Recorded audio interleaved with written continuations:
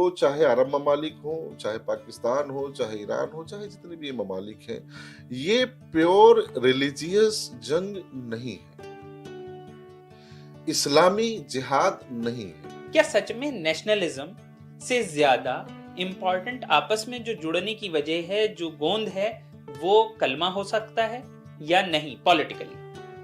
نہیں، آپ کو میں نے جیسے عرض کیا، کلمے کی باؤنڈری نہیں ہے، کلمے کی باؤنڈری نہیں ہے، نہیں پولیٹیکل ہے وہ، میں وہی کہہ رہا ہوں، کلمے کی باؤنڈری نہیں ہے۔ وہ کلمہ ہندوستان میں پڑھا جا رہا ہو، ایران میں پڑھا جا رہا ہو، عرب میں پڑھا جا رہا ہو، دنیا کے کسی خطے میں پڑھا جا رہا ہو، کلمے کی کوئی باؤنڈری نہیں، ٹھیک ہے نا؟ انسان کی باؤنڈری ہے۔ جب مسلمان بھائی ہندوستان کا مسلمان ہے، اس کے دل میں درد اٹھتا ہے کیونکہ عرب کا کوئی مسلمان پریشان ہے، ایران کا کوئی مسلمان پریشان ہے، ایون پاکستان کا کوئی مسلمان پریشان ہے۔ پولیٹیکلی یہ بڑا عجیب ہوگا کہ ہندوستان وہ ملک ہے جہاں دنیا بھر میں کہیں بھی کسی بھی انسان کے لیے ہمدردی کے جذبات اٹھ جاتے ہیں۔ کیا جغرافیکل باؤنڈریز اسلام کے خلاف ہیں؟ نہیں، جیوگرافیکل باؤنڈریز اسلام کے خلاف بالکل نہیں ہے۔ آپ دیکھیں، اصل میں کیا ہے نا کہ اسلامی ریاست یا اسلامی حکومت کا جو کانسیپٹ ہے، وہ کیا اس میں ملک نہیں رہے؟ دنیا میں ابھی تک 2 ایسی قومیں ہیں جو مذہبی اعتبار سے زیادہ مضبوط ہیں، یعنی کہ بہت زیادہ قریب ہیں۔ ان میں سے ایک ہے ایران اور دوسرا ہے اسرائیل۔ مسلمان ممالک آپ دیکھیں گے وہ بہت پیچھے آ چکے ہیں۔ تو یہاں کا انسان، مسلمان نہیں، یہاں کا انسان ہی ایموشنل ہے، کیونکہ یہ جس مٹی سے آتا ہے اس مٹی میں جذبات ہیں پوری دنیا کے مقابلے۔ ایون میں تمام مسلم ممالک کی بات کرتا ہوں، ایک ہندوستان کا مسلمان اور ایک عرب کا مسلمان، دونوں میں بڑا فرق ہے اپنی مٹی کو لے کر کے، اپنی تہذیب کو لے کر کے۔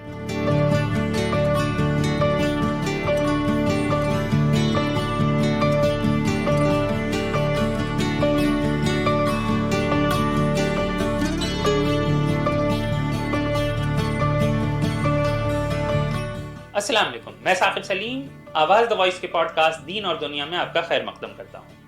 پچھلے کچھ دنوں سے ہم دیکھ رہے ہیں کہ کس طریقے سے دنیا کے بہت سارے ممالک ایک جنگ میں مبتلا ہیں۔ ایک طرف ایران ہے اور دوسری طرف یونائٹڈ اسٹیٹس آف امریکہ، اسرائیل اور گلف کنٹریز ہیں۔ اس میں دیکھا گیا ہے کہ گلف کنٹریز مسلم ممالک ہیں اور ایران بھی ایک مسلم ملک ہے، اور ایسے میں عام طور پر ہندوستان میں یا بر صغیر میں لوگ بات کرتے ہیں کہ مسلم امہ یعنی کہ امت کے لوگ آپس میں کیسے لڑ سکتے ہیں۔ تو مسلم امت کیا ہے، کیا اس کی سمجھ ہے، اور یہ چیز کیسے ایوالو ہوئی ہے، اس پر بات کرنے کے لیے آج ہمارے ساتھ موجود ہیں ایک اسلامک اسکالر عبد المعید اظہری صاحب۔ السلام علیکم۔ وعلیکم السلام۔ سب سے پہلے ہم آپ سے اس پر بات کرنا چاہیں گے کہ جب ایسی جنگ ہوتی ہے، ایک طرف مسلم ممالک ہیں اور دوسری طرف بھی مسلم ممالک ہیں، اور بہت ساری خونریزی ہے، بہت ساری جان جا رہی ہیں، اور سوشل میڈیا پر خاص طور پر اور ویسے بھی لوگ بات کرتے ہیں کہ ایک مسلم امت ہے، اسے آپس میں جنگ نہیں کرنی چاہیے یا کرنی چاہیے۔ تو سب سے پہلا سوال اٹھتا ہے کہ مسلم امت ہے کیا، یہ کانسیپٹ کیا ہے اور یہ کیسے ایوالو ہوا ہے؟ بسم اللہ الرحمن الرحیم وبہ نستعین۔ دیکھیں، سب سے پہلے تو یہ سمجھنا ضروری ہے کہ قرآن نے امت کے لفظ کو کس طرح سے اور کتنی جگہ پر استعمال کیا ہے، چونکہ جو سورس ہے وہ ہمارا قرآن ہی ہے۔ قرآن نے اگر کامن طور پر دیکھا جائے تو امت کا جو مطلب ہے، امت کا مطلب ہے جماعت۔ اب اگر امت مسلمہ ہو گئی مطلب مسلم جماعت، یعنی کہ وہ مسلمان جو دنیا کے کسی بھی کونے میں رہتے ہوں انہیں ہم امت مسلمہ کہتے ہیں۔ امت مسلمہ کو لے کر کے اور انسان کے اپنے جذبات کو لے کر کے تھوڑے سے کنفیوژنس کریٹ ہوئے ہیں۔ آپ نے جیسے کہ ابھی کہا کہ ایران کی جنگ ہے، اس میں گلف شامل ہے، اس میں امریکہ ہے، اس میں اسرائیل ہے، تو اس کے بعد اب دیکھتے ہیں کہ جیسے ہندوستان جیسے عظیم ملک میں مسلمانوں کے علاوہ دیگر بھی اقوام کے اپنے جذبات ہیں۔ اور یہاں پر ایک بات اور پہلے عرض کر دوں کہ ہندوستان وہ ملک ہے جہاں دنیا بھر میں کہیں بھی کسی بھی انسان کے لیے ہمدردی کے جذبات اٹھ جاتے ہیں۔ اس سے فرق نہیں پڑتا کہ وہ جذبات مسلمانوں کے لیے اٹھ رہے ہوں یا غیر مسلموں کے لیے اٹھ رہے ہوں، اور اس سے بھی فرق نہیں پڑتا کہ جذبات مسلمانوں کے اٹھ رہے ہوں یا غیر مسلموں کے اٹھ رہے ہوں۔ یہ ہندوستان کی خاصیت ہے۔ اب ہم بات کرتے ہیں امت مسلمہ کی. آپ دیکھیں امت مسلمہ کے تعلق سے قرآن میں بھی ہے کنتم خیر امت اخرجت للناس لتامرون بالمعروف وتنہون عن المنکر. کس کا مطلب یہ ہے کہ ایک امت ہے اور امت بہترین ہے اور بہترین امت کی ایک صفت بیان کی گئی ہے. صفت کیا ہے؟ کہ وہ اچھائی کا حکم دیں گے، برائی سے روکیں گے. تو سب سے پہلا کانسیپٹ جو امت کا آتا ہے، امت کا یہ ہے کہ امت کبھی ظلم پر متحد نہیں ہوتی ہے. امت کبھی کسی کے اوپر اتیاچار پر، کسی کے ساتھ ظلم کرنے پر، کسی ناانصافی پر، کسی کے ساتھ جو ہے وہ لوٹ مار پر، اس پر امت جو ہے وہ متحد نہیں ہوتی. امت جو خیر ہے وہ خیر اسی بات پر ہے کہ لوگ اچھائی کریں، اس میں آپ کی کوشش ہو، اور لوگ برائی سے رکیں، اس میں آپ کی کوشش ہو. ٹھیک ہے. اب اس کو حضور صلی اللہ علیہ وآلہ وسلم کی ایک حدیث شریف سے بھی جاننا ضروری ہے. انصر اخاک ظالما او مظلوم، کہا اپنے بھائی کی مدد کرو خواہ وہ ظالم ہو خواہ وہ مظلوم ہو. پہلی فرصت میں سمجھ سے باہر کہ مظلوم کی مدد تو سمجھ میں آتی ہے کہ کوئی ان پر ظلم کر رہا ہے تو ہم اس کی مدد کریں گے، ظالم کی مدد کیسے کریں گے؟ تو آگے آپ نے اس کی تشریح فرمائی کہ ظالم کی مدد اس طور پر کرو کہ اسے ظلم سے روکو، اسے ظلم سے روکو. اور یہ ہماری جماعت یعنی امت مسلمہ، میں پھر امت کی بات کر رہا ہوں، امت مسلمہ کے لیے یہ سمجھنا ضروری ہے کہ اللہ کے رسول صلی اللہ علیہ وآلہ وسلم نے جو کہا انما المؤمنون اخوہ، کہ کلمہ پڑھنے والا بھائی بھائی ہے، اس کے پیچھے کے نظام کو سمجھنا بہت ضروری ہے کہ یہ بھائی بھائی ظلم میں نہیں ہے، یہ بھائی بھائی کسی کا حق مارنے میں نہیں ہے، یہ بھائی بھائی کسی کو دبانے میں نہیں ہے. لیکن یہاں پر واپس ہم اس پر آ رہے ہیں، جیسا کہ آپ نے کہا کہ امت جو ہے پھر سے کہ کلمہ پڑھنے والے بھائی بھائی ہیں، یعنی کہ کلمہ پڑھنے والے ایک یونٹ ہیں، یہ ایک سمجھ اس سے پیدا ہوتی ہے. تو ایسے میں کیا یہ ایک پولیٹیکل یونٹ بھی ہے؟ اگر یہ پولیٹیکل یونٹ ہے تو پھر نیشن کا کانسیپٹ کس طریقے سے امت دیکھے، اور کیا امت میں نان مسلم بھی شامل ہیں؟ جیسے کہ بہت سارے اسکالرز یہ پوائنٹ آؤٹ کرتے ہیں کہ مدینے میں جب رسول اللہ نے نظام چلایا تو اس میں صرف مسلمان نہیں تھے، اس میں یہود بھی تھے، اس میں نصارہ بھی تھے. تو ایسے میں یہ جو امت کا کانسیپٹ ہے، ہم واپس اس پہ جائیں کہ امت کا کانسیپٹ کیا صرف مسلمز کے لیے ہے، اور کیا یہ پولیٹیکل یونٹی کی بات کرتا ہے یا یہ صرف ہمدردی کی بات کرتا ہے؟ نہیں، بہت بہتر سوال ہے. میں اسی کو اور ایکسپلین کرتا ہوں کہ امت بیسیکلی جماعت کا نام ہے. اب وہ جماعت کس بنیاد پر تیار ہوئی ہے وہ ڈیپینڈ کرتا ہے کہ اس میں شامل کون ہوگا. میثاق مدینہ یعنی کہ اسلامی ریاست، اسلامک اسٹیٹ جب سب سے پہلی مرتبہ اسٹیبلش ہوا تو اس وقت بھی ایک امت کا کانسیپٹ تھا. اس امت میں مسلمان بھی تھے، اس امت میں یہودی بھی تھے، اس امت میں کیا کہتے ہیں عیسائی بھی تھے، وہ بھی ایک امت تھی. پھر اس کے بعد آتا ہے کہ ایک اور امت کا کانسیپٹ آیا کہ جو مسلم امہ ہے. ایک مسلم امہ کا کانسیپٹ یہ ہے کہ اس میں ہر مسلک کا آدمی ہے. ابھی تو ہم مسلک کی بھی بات اس میں ہوتی ہے نا کہ یہ شیعہ ہے، یہ سنی ہے، یہ بریلوی ہے، یہ حنفی ہے، یہ قادری چشتی ہے، وہابی ہے، سلفی اہل حدیث ہے. پھر ایک امت کی بات آتی ہے کہ اس میں سب ہیں، سارے لوگ امت میں ہیں. امت کا کانسیپٹ جو ہے نا وہ یہ آپ سمجھے کہ امت ایک لفظ ہے، امت کوئی شرعی ٹرم نہیں ہے، کوئی شرعی اصطلاح نہیں ہے. ٹھیک ہے. تو امت جس وقت جس کے لیے کہا گیا اس میں جو لوگ شامل ہیں وہ سارے کے سارے لوگ امت میں آتے ہیں. مثال کے طور پر جب اسلامی ریاست سب سے پہلے قائم ہوئی، جو اسلامک اسٹیٹ اسٹیبلش ہوا، تو اس وقت بھی ایک امت کا کانسیپٹ تھا جس میں یہودی ہیں، عیسائی ہیں، مسلمان ہیں. آج کے دور میں دیکھا جائے تو ابھی جس جنگ کی آپ بات کر رہے تھے وہ جنگ ان کے تینوں کے درمیان ہے، لیکن ایک وقت تھا یہ تینوں ایک امت تھے.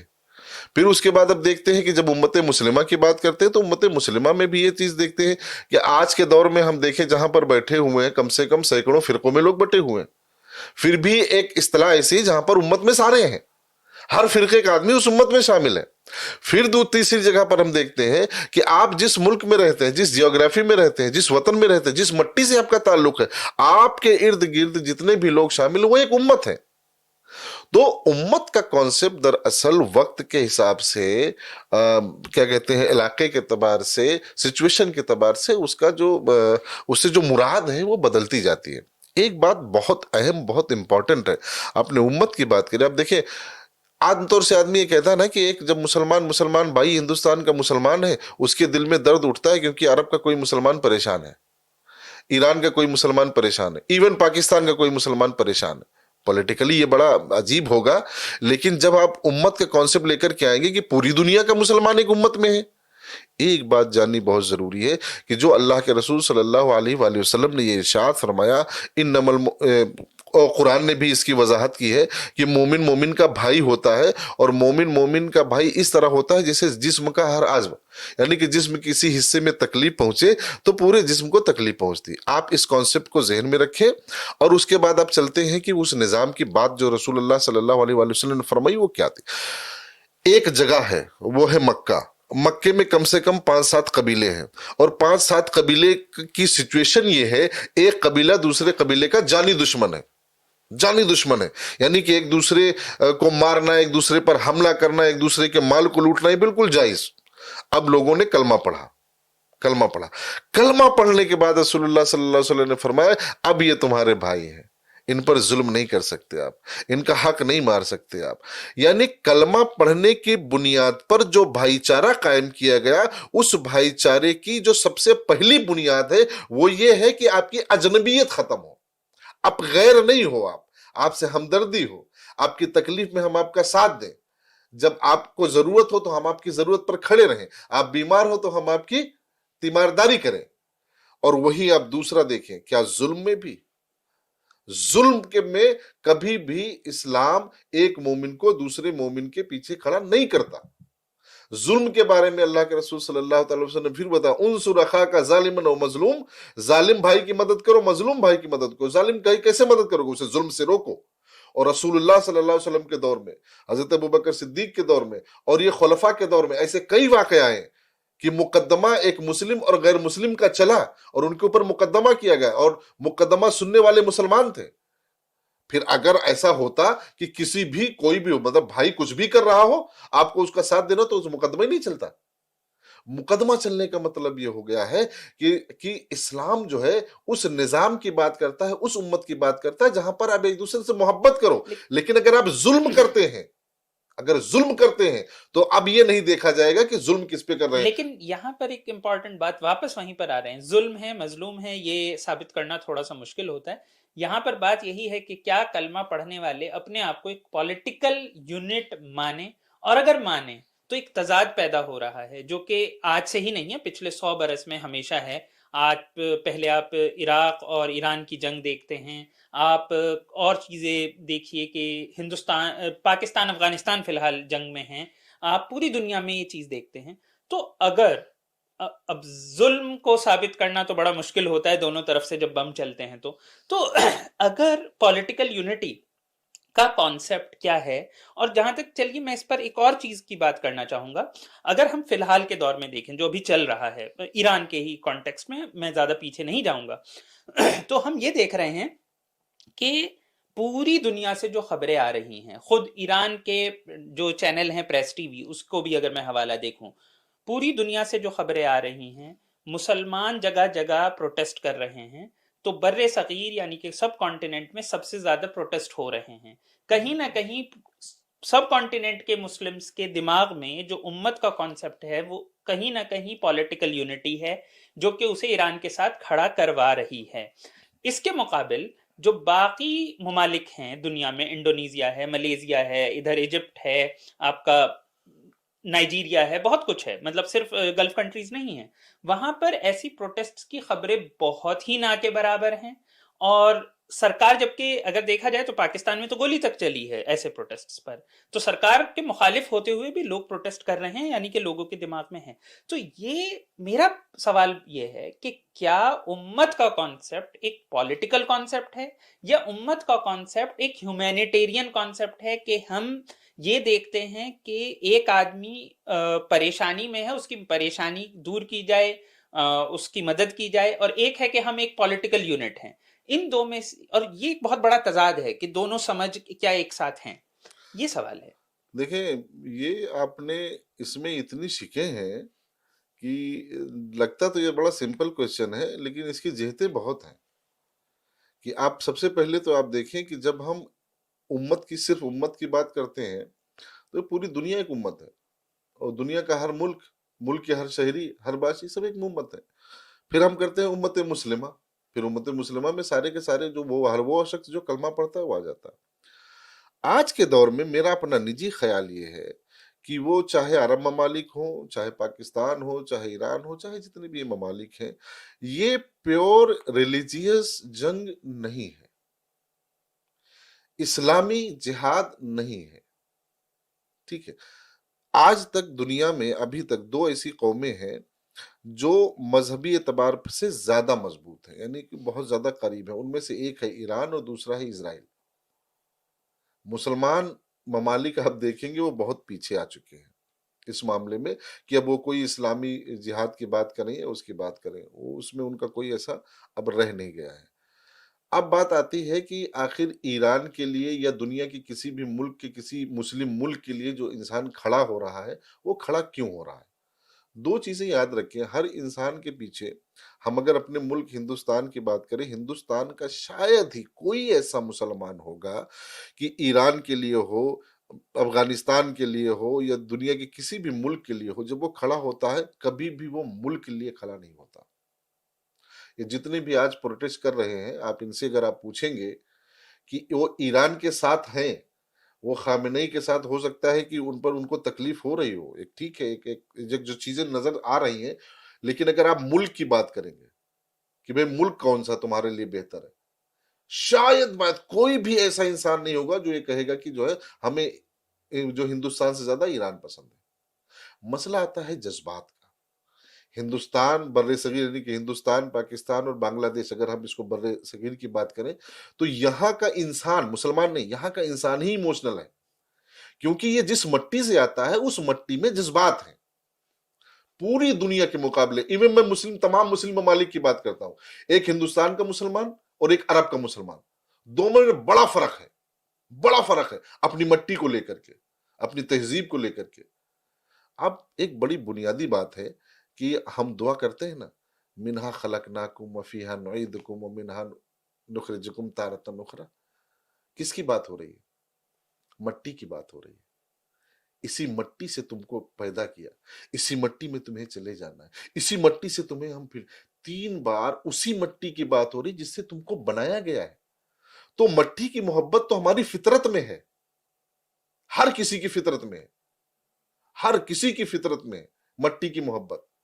تو مٹی کی محبت ہم جذباتی طور پر انسانیت کے ناطے ظلم اور انصاف کے مقابلے میں جب ہم دیکھیں گے تو ہمارے جذبات دنیا میں کسی بھی ملک کے کسی شہری کے ساتھ ہمارے جذبات متعلق ہو سکتے ہیں، ضروری نہیں ہے کہ وہ مسلم ہو۔ ڈزنٹ میٹر، ایسا کچھ نہیں ہے کہ ہندوستان کا مسلمان صرف مسلمانوں کے لیے اس کے جذبات ہوں، امریکہ کے لیے بھی اس کے جذبات ہو سکتے ہیں، ایون اسرائیل کے لیے بھی اس کے جذبات ہو سکتے ہیں، اگر اس کے سامنے کوئی ایسی تصویر آتی ہے کہ کسی ظالم نے اس پر بڑا ظلم کیا ہو اور اسے لگتا ہے یہاں پر ظلم ہو رہا ہو۔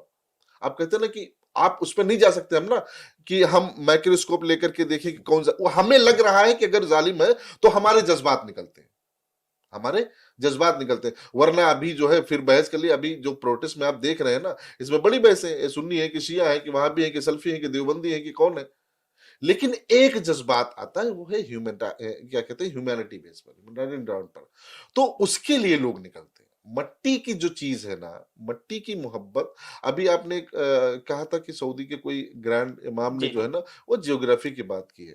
جیوگرافی کی بات ہو سکتی ہے، کیوں نہیں ہو سکتی؟ کیونکہ آج واقعی میں دنیا جو ہے نا وہ خطوں میں بٹی ہوئی ہے، اور جب خطے میں آپ بٹے ہوئے ہیں تو آپ اس خطے سے محبت، اس کی حفاظت، آپ گھر کی چار دیواری کرتے ہیں نا بھائی، آپ گھر بناتے ہیں، دیوار بناتے ہیں، اس کو کھڑی کرتے ہیں، دوسروں سے جدا کرتے ہیں۔ یہ ایک اور بہت امپورٹنٹ سوال بنتا ہے اپنے آپ میں، کیونکہ بر صغیر میں خاص طور پہ ہندوستان، پاکستان اور اردو بولنے والے جو لوگ ہیں ان کے بیچ ایک بہت زیادہ جو اثر رہا ہے وہ علامہ اقبال کا رہا ہے، اور علامہ اقبال کی جو سوچ ہے وہ ایک طریقے سے جو پڑھا لکھا مسلمان ہے، علی گڑھ کا، جامعہ کا، وہ اسے فالو کرتا ہے۔ ان کی جیسے آپ دیکھیے کہ انہوں نے کہا کہ چین و عرب ہمارا، ہندوستان ہمارا، اور مسلم ہے ہم، وطن ہے سارا جہاں ہمارا ہے۔ پھر وطنیت میں انہوں نے کہا کہ ان تازہ خداؤں میں بڑا سب سے وطن ہے۔ تو وہ وطن کو خارج کرتے ہیں، ان کا کہنا ہے جغرافیکل باؤنڈریز اسلام کا ہی حصہ نہیں ہے، اور اس سے بہت زیادہ کہیں نہ کہیں متاثر ہے بر صغیر کا اردو بولنے والا مسلمان۔ تو کیا سچ میں ایسا ہے کہ نیشنلزم جسے ہم بولتے ہیں جغرافیکل باؤنڈریز میں جو بندھا ہوا ہے، جبکہ اس کے برعکس جیسا کہ میں نے ابھی کہا گرینڈ مفتی سعودی عرب کے ابھی بیان دیتے ہیں اور کہتے ہیں کہ ہمارے جو فوج ہے وہ بارڈرز پر سیکیور کر رہی ہے. بارڈر کا مطلب ہی جغرافیکل باؤنڈری ہے. یہ بھی آپس میں ایک تضاد پیدا ہوتا ہے. تو یہ کیا علامہ اقبال صحیح سمجھ رہے تھے یا ان کی بات ہی کو صحیح نہیں سمجھا گیا ہے؟ کیا ہے، کیا جغرافیکل باؤنڈریز اسلام کے خلاف ہیں؟ نہیں، جیوگرافیکل باؤنڈریز اسلام کے خلاف بالکل نہیں ہے. آپ دیکھیں اصل میں کیا ہے نا کہ اسلامی ریاست یا اسلامی حکومت کا جو کانسیپٹ ہے وہ کیا اس میں ملک نہیں رہے ہیں. مدینے کی ریاست بنی، دارالخلافت بنے، جگہ بنی، جیوگرافیکل باؤنڈریز آئی ہیں. اصل وہ ہے کہ انصاف باؤنڈری میں نہیں ہے. جو اصل ہے انصاف باؤنڈری میں نہیں ہے، محبت باؤنڈری میں نہیں ہے، جذبات باؤنڈری میں نہیں ہے. ان باؤنڈری کا تعلق جو ہے نا وہ فزیکل ہے. جیسے آپ گھر بناتے ہیں تو گھر کی چار دیواری کھڑی کرتے ہیں. آپ کوئی قلعہ بناتے ہیں تو قلعے کی چار دیواری کھڑی کرتے ہیں، ٹھیک ہے نا، اس کی حفاظت کے لیے، نہ کہ کسی کے اوپر ظلم کرنے. پورا جو میں نے اسلامی ریاست یا اسلام یا اس کو سمجھا ہے وہ صرف دو چیزوں کی بات کرتا. آپ انصاف کرو، ظلم نہ کرو، اور انصاف کی تبلیغ کرو، اور ظلم کو روکنے کے جتنے بھی آپ کو پریاس ہو سکتے ہیں یہ آپ کو کرنے ہیں، یہ آپ کو کرنا ہوگا. اب آپ دیکھیں کہ نیشنلزم کی بات تو آئے گی. آپ جس ملک میں رہتے ہیں، مثال کے طور پر سب سے بڑا دو کانسیپٹ ایسے ہیں جس کی وجہ سے کچھ مسلمان بھی کنفیوز ہیں اور مسلمانوں کو کنفیوز کی نظروں سے دیکھا بھی جاتا ہے. 700-800 سال تک یہاں ہندوستان پر مسلمان کی حکومت رہی، ٹھیک ہے، وہ مسلمان تھا حاکم، اسلامی حکومت نہیں تھی. یہ بات سمجھنی بہت ضروری ہے. یعنی کہ حاکم جو ہے نا وہ کوئی بھی ریلیجن کا ہو سکتا ہے. وہ حکومت کی بات ہے، وہ آئے، لڑے جھگڑے ایک دوسرے سے جو ہے نا وہ آگے بڑھ جانے کی انہوں نے کوشش کی. کوئی ہارا کوئی جیتا، آج یہ تھے کل وہ ہو گئے، کل وہ تھے آج یہ ہو گئے. اب اگر ہم آج بیٹھ کر یہ کہ 800 سال تک ہم نے حکومت نہیں کی بھائی، وہ اسلامی حکومت نہیں تھی، ان کے کام اسلامی نہیں تھے، یا یہ کہے کہ وہ اسلام کی پرچار بھئی جو حاکم ہے وہ حاکم ہے، کہیں پر وہ ظالم بھی ہے، کہیں پر وہ جبر بھی کر رہا ہے، وہیں اس کے اپنے تقاضے ہیں. اسلامی حکومت وہ صرف امام حسن تک تھی. ایون اس کے بعد یا عباسی دور آیا، فاطمی دور آیا، یہ سب اسلامی نہیں تھے، مسلمانوں کے تھے. ہاں کچھ اچھے ہو سکتے ہیں، جیسے مثال کے طور ہندوستان میں ہی ہو سکتے ہیں کچھ مسلم بادشاہ اچھے رہے ہو، کچھ ہندو بادشاہ اچھے رہے ہو، کچھ ہندو شاسک برے رہے ہو، مسلم شاسک برے رہے ہو. ان کا معاملہ شاسن سے ہے، اسلام سے نہیں ہے. ایک بات یہ بہت ضروری. دوسری بات، ہم کہتے ہیں کہ یار مسلمان تو مکہ مدینہ کو مانتے ہیں، ہندوستان کو اچھا نہیں مانتے. مکہ مدینہ کو افضل مانتے ہیں. مکہ مدینہ جو ہے وہ ہندوستان سے بھی بہتر ہے. مکہ اور مدینہ شہر کبھی بھی کسی وطن سے بہتر نہیں رہا. مکہ اور مدینہ ہمارے لیے افضل اس لیے ہے کیونکہ مدینے میں ہمارے نبی ہیں، مکے میں خانہ کعبہ ہے. یہی نبی اگر مدینے کے علاوہ ہندوستان میں ہو تو سیم وہی جذبات، سیم وہی محبت اس کے لیے بھی ہوں، علاوہ اس کے کہ ہم اس مٹی سے ہیں، کسی بھی ملک میں ہو، ٹھیک ہے نا. جیسے اس کو کہتے ہیں نا کہ انسان کے اندر کے جذبات، کہ ہم جذباتی طور پر کس سے منسلک ہیں. اور وہی جو ہم نے پہلی بات کہی کہ مٹی جو ہے، مٹی سے محبت انسان کی فطرت ہے، اور اگر اس فطرت سے انسان غافل ہو جائے تو سمجھ لیجئے کہ وہ کہیں نہ کہیں اپنی جڑوں سے ٹوٹ رہا ہے. آپ اس کو تیسری مثال سے آپ اس کو سمجھیں. کسی بھی قوم کا، کسی بھی ملک کا سب سے بڑا سرمایہ کیا ہے؟ سب سے بڑا ایسٹ کیا ہے؟ اس کا دھروہر دھن کیا ہے؟ وہ ہے اس کی روایتیں. ہندوستان کی مسلمانوں کی جو روایتیں ہیں، ان کی جو تہذیب ہے، ان کا جو کلچر ہے، اس کو لیجئے اور عرب ممالک کے کلچر کو لیجئے، بہت سارے معاملات میں زمین آسمان کا فرق ہے. کیوں؟ کلچر ہمارے یہاں مٹی کی ہے. ہم جس مٹی سے نکلے ہیں نا، اس مٹی کا کلچر ہمارے وجود میں. اچھا ہم مٹی سے تو بنے ہیں نا، مٹی ہی سے تو بنے ہیں یار. جس مٹی سے بنے ہو اسی مٹی پہ تم سجدہ بھی کر رہے ہو. عبادت سب سے بڑی چیز ہے ایک مومن کے لیے. اللہ کی عبادت سب سے بڑی چیز ہے نا. اور اس کے لیے سجدے کے لیے جو زمین چنتا ہے، وہ زمین کیا مٹی ہے نا، اور مٹی یہی کہ ہم چن رہے ہیں نا. ورنہ ہم کو عبادت کے لیے پھر مدینہ جانا چاہیے کہ اس کے علاوہ ہماری عبادت ہی نہیں ہوگی، مکہ جانا چاہیے، وہاں پہ عبادت ہی نہیں ہوگی. لیکن تو ملک کا کانسیپٹ ہمیشہ ہر ملک کے لیے، اور خاص طور سے میں ہندوستان کے مسلمانوں کی بات کرتا ہوں، اور مسلمان نہیں، ہندوستان میں بسنے والا ہر ناگرک، کوئی ہی ایسا شاید میری نظروں میں نہیں، شاید کوئی ایسا ہوگا جس سے لگے کہ مجھے اس مٹی سے محبت نہیں ہے. بغیر محبت کے وہ رہ ہی نہیں سکتا. لیکن پھر سے واپس وہیں پر آتے ہیں کہ ایک بہت بڑا طبقہ جب سنتا ہے علامہ اقبال کو تو وہ اس سے یہی چیز نکالتا ہے کہ اسلام میں، اور اس سے دونوں طرف اثر آتا ہے، خود مسلم لوگوں پر بھی اور نان مسلمز پر بھی، کہ اسلام میں نیشنلزم اور باؤنڈریز جو جغرافیکل ہیں اس کی جگہ نہیں ہے، اور صرف ایک ہی چیز انہیں آپس میں جوڑ سکتی ہے، وہ کلمہ ہے. اور جیسا کہ آپ نے کہا کہ اس میں بھی اتنے سارے فرقے ہیں کہ آپ یہ ڈیسائیڈ نہیں کر پائیں گے کہ کون آپس میں جوڑے گا، لیکن تب بھی ایک بڑا سوال یہ ہے تو ایسے میں کیا سچ میں ایسا ہے کہ نیشنلزم سے امپورٹنٹ، بالکل مطلب چھوٹا سا سوال، کیا سچ میں نیشنلزم سے زیادہ امپورٹنٹ آپس میں جو جڑنے کی وجہ ہے، جو گوند ہے، وہ کلمہ ہو سکتا ہے یا نہیں پولیٹیکلی؟ نہیں، آپ کو میں نے جسے عرض کیا، کلمے کی باؤنڈری نہیں ہے، کلمے کی باؤنڈری نہیں ہے. نہیں پولیٹیکل ہے وہ، میں وہی میں کہوں، کلمے کی باؤنڈری نہیں ہے. وہ کلمہ ہندوستان میں پڑھا جا رہا ہو، ایران میں پڑھا جا رہا ہو، عرب میں پڑھا جا رہا ہو، دنیا کے کسی خطے میں پڑھا جا رہا ہو، کلمے کی کوئی باؤنڈری نہیں ہے. ٹھیک ہے نا؟ انسان کی باؤنڈری ہے، یہ ریالٹی ہے. کلمہ پڑھنے والے کی باؤنڈری ہے، وہ ایک گھر میں رہتا ہے، ایک ملک میں رہتا ہے، ایک وطن میں رہتا ہے، اس کا پریوار ہے، اس کا پڑوس ہے. یہ حقیقت ہے، آپ اس سے انکار نہیں کر سکتے. تو وہ جو علامہ اقبال صاحب نے کہا، جو مجھے سمجھ میں آ رہا ہے، جو مجھے سمجھ میں آ رہا ہے کہ کلمے کی باؤنڈری نہیں ہے، اور صرف اسلامی کلمے کی نہیں، دنیا میں جو لوگ جس چیز کو بھی مانتے ہوں اس کی کوئی باؤنڈری نہیں ہے. جیسے محبت کی کوئی باؤنڈری ہے، جذبات کی کوئی باؤنڈری ہے. تو دراصل جو میں سمجھا ہوں علامہ اقبال صاحب کو، وہ وہی بات کر رہے ہیں کہ ایسا نہیں ہے کہ اگر ہندوستان کا مسلمان ہے تو اس کا اسلام دوسرا ہے، ایران کا مسلمان ہے اس کا اسلام دوسرا ہے، وہ کیا کہتے ہیں عرب کا مسلمان اس کا اسلام ایک ہے. ہاں مسلمان ہماری بھائی پسند الگ ہو سکتی ہے نا، کہ آپ جو ہے ماشاءاللہ شیروانی پہنے ہوئے ہیں، میں صدری پہنے ہوئے ہوں، آپ کی پسند شیروانی ہے، میری پسند صدری، یہ پسند تو الگ ہو سکتی ہے نا. اسلام آپ کو بہت بنیادی چیزیں دیتا ہے، باقی چیزوں میں آپ کو آزاد کرتا ہے، وہ ملک سے جوڑتا ہے. آپ حضور صلی اللہ علیہ وآلہ وسلم کی حدیث شریف اور خود صحابہ کے درمیان اب دیکھیں، مکہ سے مدینہ ہجرت ہوئی نا، مکہ ایک الگ شہر تھا، مدینہ ایک الگ شہر تھا، دارالخلافت الگ الگ تھے، شہروں کا قیام تھا، ایک شہر سے دوسرے شہر تک چیزیں منتقل ہوتی تھیں. تو فزیکل باؤنڈریز تو شروع سے رہی ہیں اور یہ رہیں گی، اور ان فزیکل باؤنڈریز کے تحت اپنے جذبات کو جوڑے رکھنا یہ تھا اور رہے گا.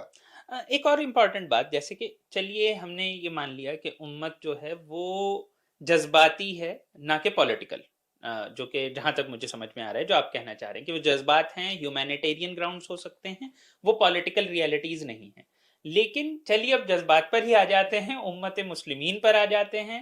تو امت مسلمین میں ایک سوال یہ بنتا ہے کہ یہ امت میں کون کون آئے گا جب فرقوں کی بات آ جاتی ہے، اسے کیسے سالو کیا جائے؟ نہیں، پہلے تو آپ ایک چیز کو خود بھی کلیئر کریں، میرے لگتا ہے کہ آپ پولیٹیکل سے کیا سمجھتے ہیں، یعنی کہ کلمہ پولیٹیکل نہیں ہے، اس سے کیا سمجھ رہے ہیں آپ، یا کیا بتانا چاہ رہے ہیں آپ؟ میرا خیال یہ ہے جو آپ نے کہنا چاہا کہ اس کا یہ مطلب نہیں ہے کہ ہم اگر ایک کلمہ پڑھنے والا آدمی کسی اور کنٹری میں بیٹھا ہو، جیسے لیٹ اس سپوز آپ سمجھ رہے ہیں پاکستان میں ہیں، تو ہم اس کو پولیٹیکل گراؤنڈز پر اس کا ساتھ دیں. ہیومینیٹیرین گراؤنڈ ایک چیز ہے، ہو سکتا ہے کہ کل کو کوئی جنگ ہو یا کوئی اور ایسی چیز ہو جس میں کہ ہندوستان ایز اے کنٹری کہیں پر ریپرزینٹ کرتا ہے تو ہم اس کا ساتھ دیں یہ سوچ کر کہ یہ میرا بھائی ہے.